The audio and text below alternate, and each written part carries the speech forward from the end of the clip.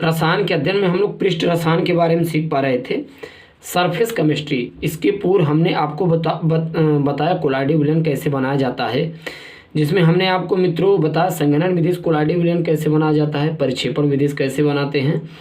और अब इसके पूर्व तो हमने आपको मित्रों बताया कोलाइडल विलयन बनाने की विधि, लेकिन अब इसके बाद वाले वीडियो में हम लोग जानेंगे कोलाइडल विलयन शोधन करने की विधि। आखिर में किन किन विधियों में कोलाइडल विलयन को शोधित किया जाता है।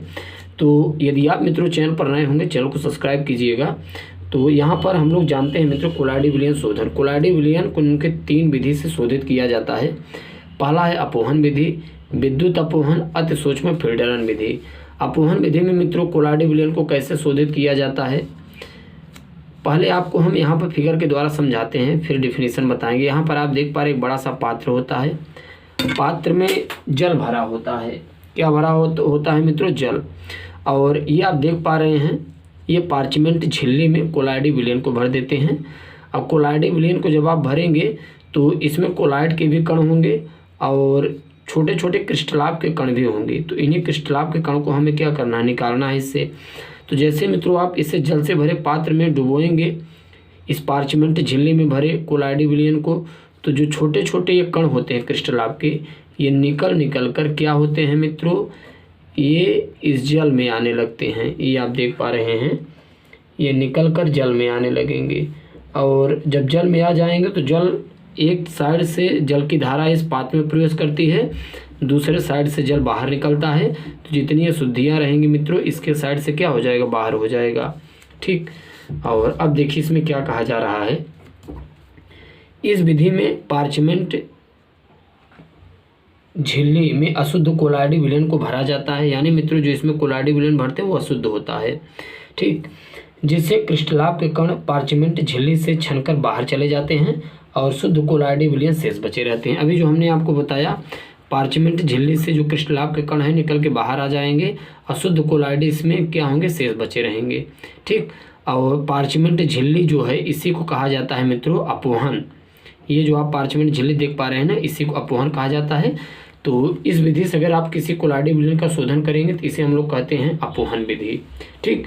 इसके बाद मित्रों हम लोग जानते हैं विद्युत अपोहन विधि। विद्युत अपोहन विधि क्या है जरा आप समझिए। यहाँ पर मित्रों जो आप देख पा रहे हैं ना, ये एक पार्चमेंट झिल्ली है। ठीक। पार्चमेंट क्या है मित्रों? झिल्ली है। ठीक।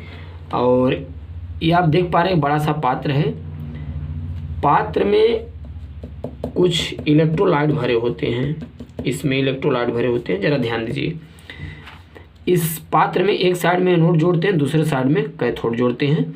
दरअसल इस विधि में हम लोग उस प्रकार के कोलाइडल विलयन को शोधित करते हैं जिसमें क्रिस्टलाभ के जो कण होते हैं विद्युत अपघट्ट के रूप में होते हैं। तो इसमें हम लोग करते क्या हैं, जो कोलाइडल विलयन होता है मित्रों जिस पर धन और ऋण चार्ज होता है, और कोलाइडल विलयन होता है अशुद्धियाँ धन और ऋण चार्ज के रूप में होते हैं, इस झिल्ली में क्या करेंगे? पार्चमेंट झिल्ली अपोहन में भर देंगे। भरने के बाद मित्रों होता क्या है, जरा आप ध्यान दीजिएगा।